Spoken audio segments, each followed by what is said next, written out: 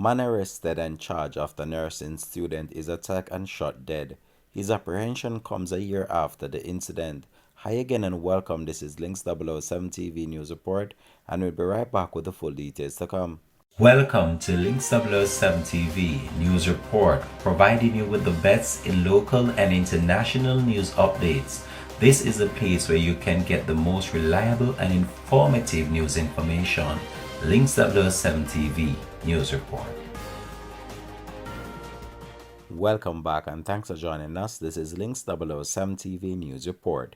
Detectives attached to the Ellison Road Police have now arrested and charged one man in connection with the attack and murder of a nursing student in Kingston. Charged is 34-year-old Nevada Roberts, otherwise called Bees, a construction worker of Victory Street, Kingston 16.